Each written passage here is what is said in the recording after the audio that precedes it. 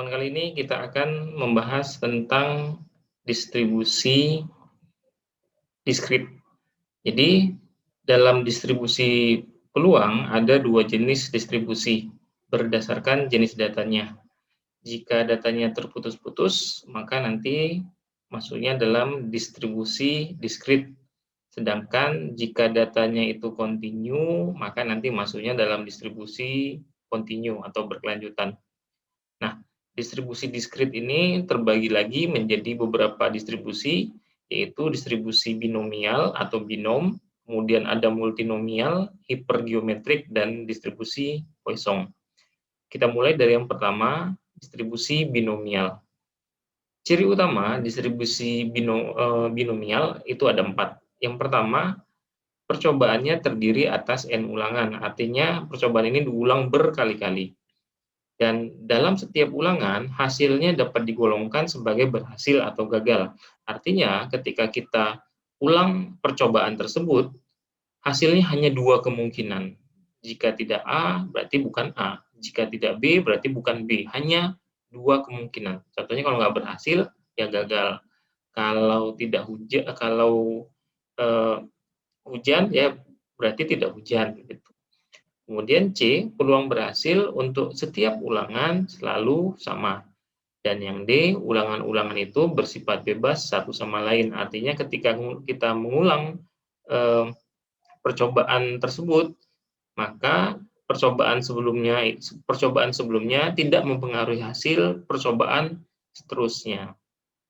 Nah, untuk distribusi binomial, rumusnya kira-kira seperti ini, di mana peluang terjadinya X adalah kombinasi, nah ini rumus kombinasi ya, tapi penulisannya seperti ini, kombinasi X dari N, seperti ini.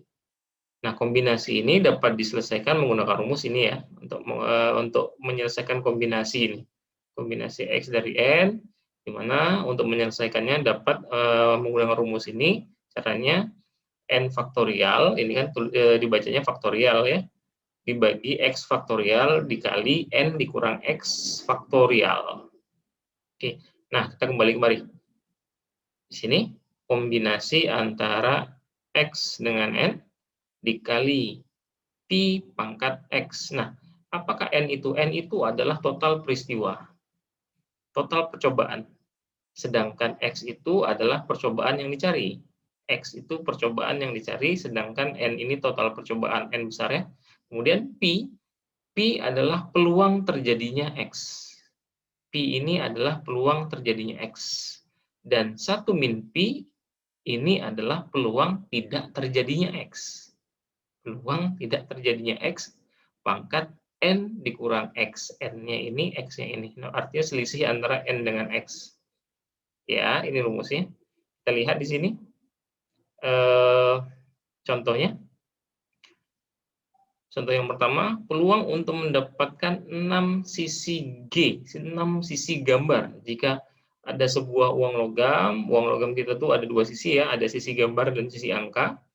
Nah, peluang untuk mendapatkan 6 sisi G atau sisi gambar ketika melakukan undian dengan sebuah mata uang logam homogennya sebanyak 10 kali adalah, artinya uang logam kita lempar sebanyak 10 kali.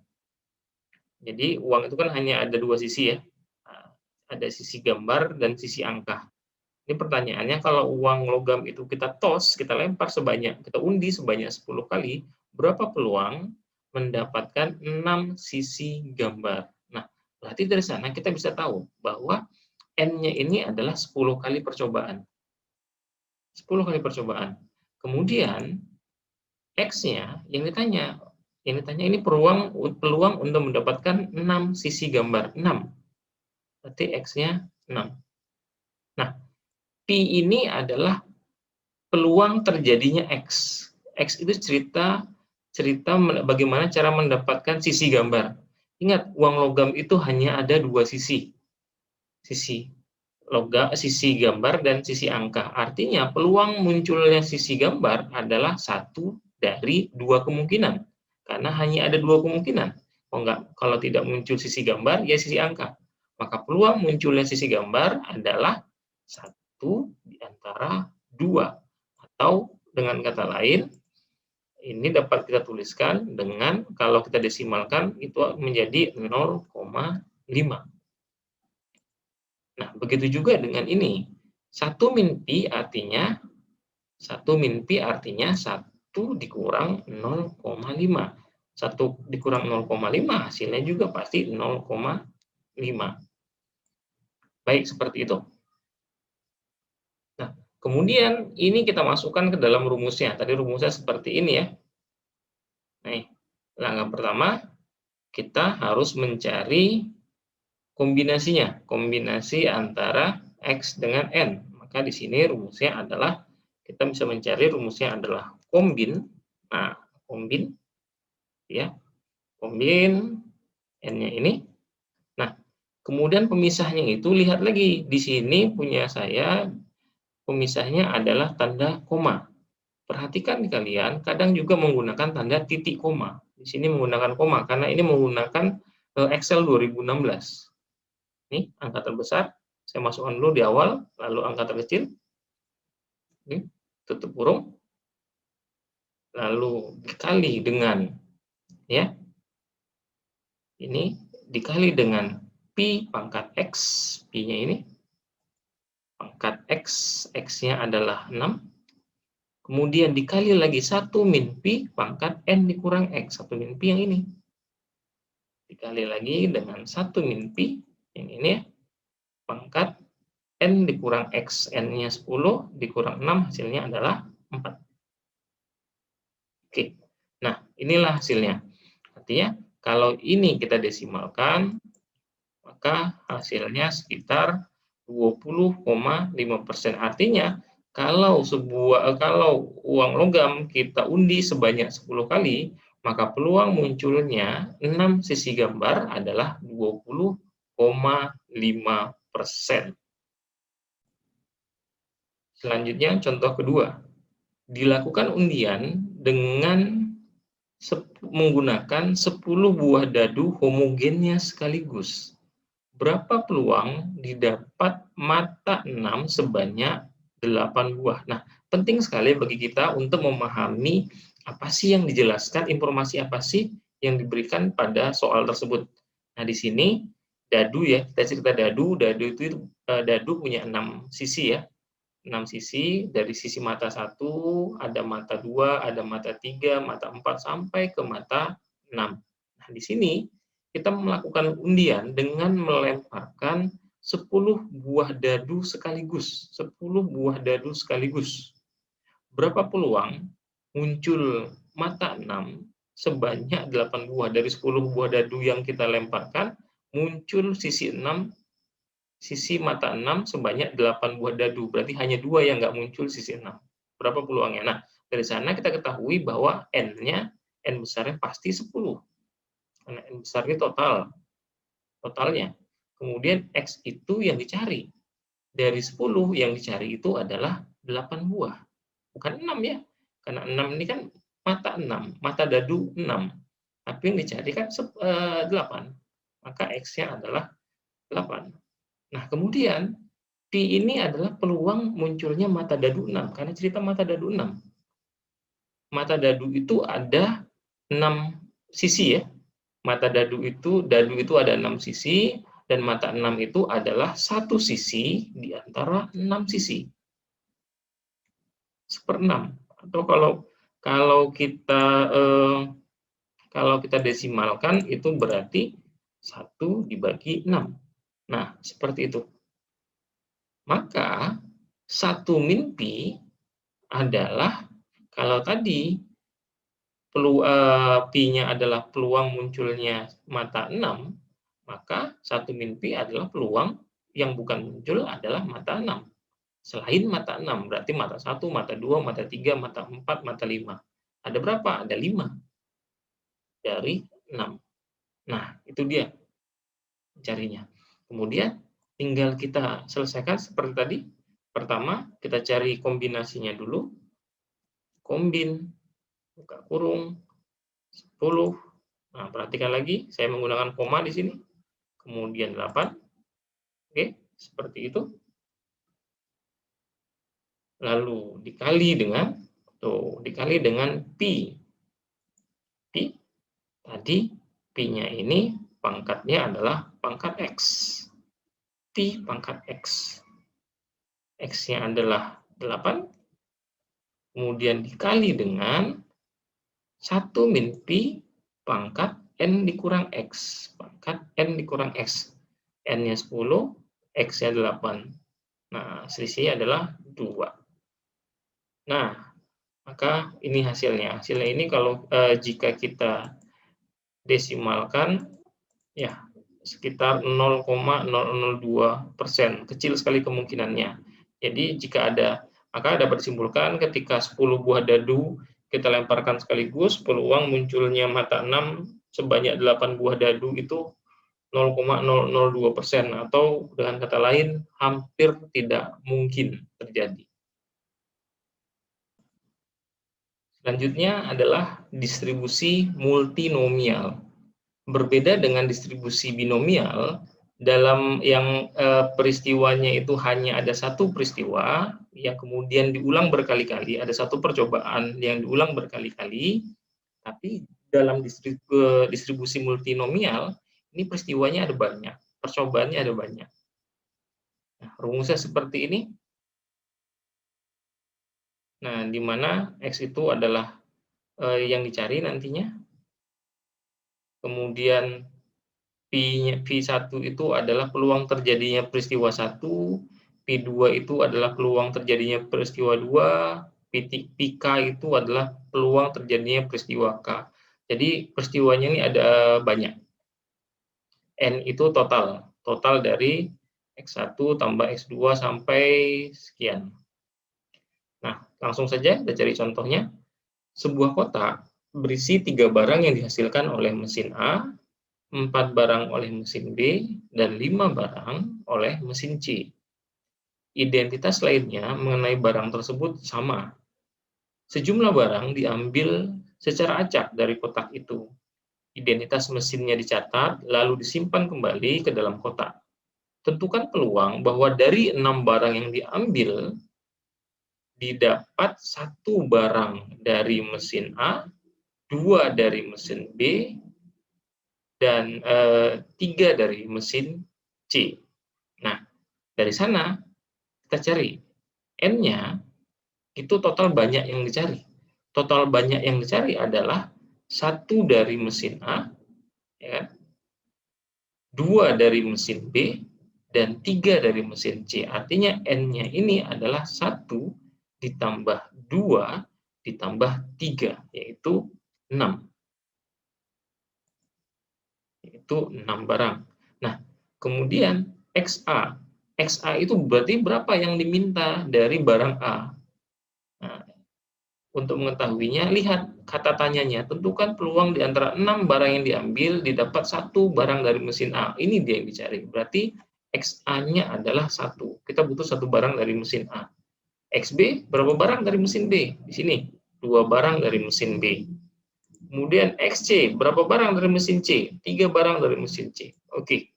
Nah, lalu peluangnya. Peluangnya bagaimana? Untuk mencari peluangnya, kita lihat di sini. Ada kotak berisi 3 barang. Ada barang A, barang B, barang C. Barang A ada 4, barang B ada barang A ada 3, barang B ada 4, barang C ada 5. Berarti 3 tambah 4 tambah 5. Berarti totalnya ada 12 barang. Maka ketika kita ngambil secara acak, peluang munculnya barang A adalah 3, ini kan barang A ada 3 ya, di kotak tersebut 3 dari 12 barang. Sedangkan mesin B, jadi kalau kita cari di sini, berarti 3 per 12 ya. Maka peluangnya adalah 0,25. Sedangkan barang B di kotak tersebut ada 4. Berarti 4 dibagi 12. Karena totalnya di kotak itu ada 12 ya kan. Nah, lalu barang C berarti 5. Di sini barang C 5 dari totalnya adalah 12. Nah, itulah dia Pi-nya. Selanjutnya, kita cari, maka peluang terjadinya munculnya 1 dari barang A, 2 dari barang B, dan 3 dari barang C adalah, nah, kita lihat rumusnya lagi. Nah, di sini rumusnya menggunakan faktorial. Nah, bisa kita langsung mencari faktorialnya menggunakan rumus ini, tapi memang agak sedikit ribet. Yang biar lebih gampang, kita boleh mencari faktorialnya terlebih dahulu, karena kita di sini butuh n faktorial, x1 faktorial, x2 faktorial, dan seterusnya yang difaktorialkan. Berarti ini harus kita faktorialkan satu-satu. Nah, kita mulai dari 6.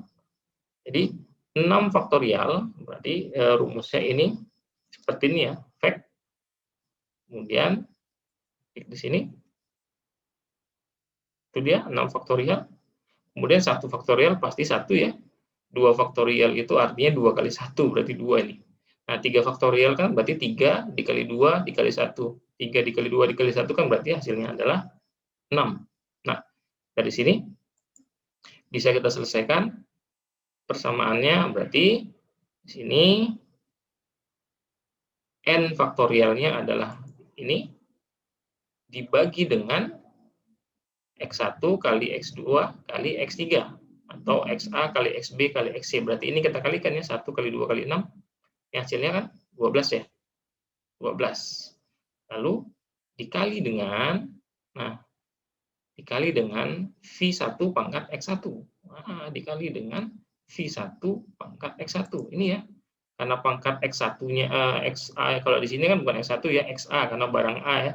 Pangkatnya pangkat 1 ya, pangkat 1 ya itu juga kan. Maka tidak saya masukkan pangkatnya. Kemudian VB-nya ini pangkatnya 2, kita masukkan pangkatnya 2. Sini pangkatnya pangkat 2 dikali VC pangkat 3. Oke. Nah, itulah dia hasilnya. Kita persenkan. Nah, artinya dari 12 barang yang ada di kota itu, maka peluang di antara 6 barang yang diambil, jika kita ambil 6 barang dari kota itu, maka peluang munculnya 1 dari mesin A, 2 dari mesin B, dan 3 dari mesin C adalah sebesar 12,1%. Selanjutnya adalah distribusi hipergeometrik. Jadi, ciri utama dari distribusi ini adalah jika ada suatu contoh acak berukuran N kecil diambil dari populasi yang berukuran N besar. Artinya, kita punya populasi yang sangat banyak, kemudian dari populasi yang sangat banyak itu, kita ambil sampelnya. Lalu, ciri yang selanjutnya, K dari N besar benda yang diklasifikasikan sebagai berhasil, dan N dikurang K, bentuk diklasifikasikan sebagai gagal. Berarti dari populasi yang banyak itu, K ini adalah bisa dianggap sebagai berhasilnya, dan selisihnya itu dianggap sebagai yang tidak berhasilnya. Jadi biasanya hipergeometrik ini digunakan jika dari populasi yang besar itu nanti terklasifikasi lagi menjadi beberapa kelompok data. Nah, artinya ini memang homogen ya, heterogen, maaf. Ini data jika kelompok datanya itu heterogen. Nah, rumusnya seperti ini. Peluang terjadinya X adalah kombinasi X dari D, kemudian dikali kombinasi N kecil dikurang X dengan N besar dikurang D, dibagi kombinasi N kecil dengan N besar. D itu biasanya kategori ya, kategori. Kalau N itu sampel, N kecil itu sampel, N besar itu populasi, X itu biasa yang dicari ya, X itu yang dicari. Nah, contohnya di sini. Bila 5 buah kartu diambil secara acak dari seperangkat kartu bridge, berapa peluang diperoleh 3 kartu hati? Nah, kartu bridge ya, kartu bridge itu kartu remi ya istilahnya ya. Kartu remi itu kan ada 4 jenis ya. Ada 4 jenis, ada wajik, ada sekop, ada keriting, ada hati. Ada 4 jenis. Nah, masing-masing jenis itu jumlahnya 13. Dari as, 2, 3, 4, 5, 6, 7, 8, 9, 10, jack, king, queen. Itu ada 13. Jadi kalau sekota itu berarti N-nya, populasinya itu adalah 13 jenis kartu dikali 4. Nah, 13 dikali 4 itu sekitar 52. Berarti N besarnya adalah 52. Nah, dari N besar ini terklasifikasi. Nah, masing-masing klasifikasi itu terklasifikasi menjadi 4, ya kan? Berarti masing-masing itu jumlahnya adalah 13, masing-masing jenis. Misalnya, kalau kartu sekop itu ada 13, kartu keriting, jenis kartu keriting ada 13, kartu hati 13, kartu wajib juga ada 13. Kemudian, berapa sampel yang diambil? Nah, sampel yang diambil dari sini kelihatan. Sampelnya yang diminta adalah 5. Kemudian, yang ditanya berapa? Nah, yang ditanya berapa peluang diperoleh 3 kartu hati. Maka di sini 3. Oke. Nah, karena di sini rumusnya menggunakan faktorial, ya kan? Menggunakan kombinasi, menggunakan kombinasi, maka kita bisa langsung atau selesaikan satu-satu. Kalau mau langsung, maka di sini tinggal ketik saja kombin. Yang pertama antara D dengan X. D-nya 13, X-nya adalah 3. Lalu dikali, kombin lagi, ya. Kombin lagi, kombin antara N dikurang D dan N kecil dikurang X. Nah, N besar dikurang D, N besarnya 52 dikurang 13, sekitar 39, ya kan?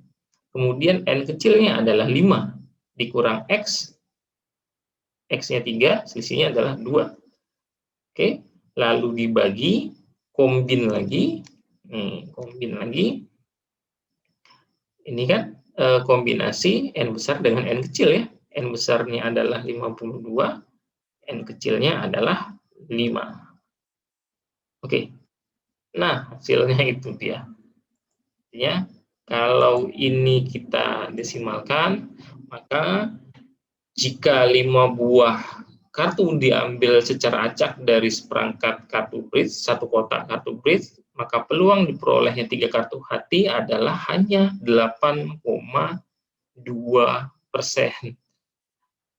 Oke, nah selanjutnya adalah distribusi Poisson atau Poisson. Distribusi Poisson biasanya digunakan untuk mengetahui peluang terjadinya peristiwa di mana peluangnya biasanya sangat kecil, kemungkinan terjadinya sangat kecil. Nah, rumus distribusi Poisson ini adalah peluang terjadinya X adalah E pangkat min lambda dikali lambda pangkat X per X faktorial, di mana E adalah bilangan konstan yang nilainya adalah 2,7183 dan lambda ini adalah bilangan tetap. Nah, yang kalau X ini biasa yang selalu dicari, ya kan. Oke, kita lihat aja contohnya. Contohnya rata-rata terdapat 2 orang buta huruf dari setiap 1.000 orang. Sebuah sampel berukuran 4.000 orang diambil. Berapakah peluang terdapat 6 orang buta huruf? Jadi di sana kita bisa mencari nilai lambdanya. Lambdanya ini adalah jika 2 orang buta huruf dari setiap 1.000 orang, dan kalau sampelnya 4.000, berarti kita bisa memperkirakan sampelnya ini adalah 4 kali lipat dibandingkan 1.000. Atau 2 dikali 4.000 dibagi 1.000. Artinya kalau kita selesaikan itu, hasilnya adalah 8. Karena 4.000 dibagi 1.000 hasilnya adalah 4, 4 dikali 2 hasilnya adalah 8. Ya kan? Nah, kemudian maka peluang diperoleh 6 orang buta huruf adalah Nih, kita lihat rumusnya. Pertama, E pangkat min lambda. E-nya tadi 2,7183. Pangkat min lambda. Pangkat min ya. Min, ingat, ini min. Lambdanya adalah 8. Dikali lambda, lambdanya 8 pangkat X. Pangkat X. X-nya berapa? X-nya adalah 6. Yang ditanyakan 6 ya. Pangkat 6. Kemudian dibagi X faktorial. Nah, faktorial itu, nah ini rumusnya ya. Fact dalam kurung 6. Karena X-nya kan 6. Nah, itu hasilnya. Persen kan? Nah, artinya peluang terdapat 6 orang buta huruf kalau 4.000 sampel diambil adalah 12,2%. Oke, gampang sekali bukan? Distribusi diskrit. Semoga bermanfaat.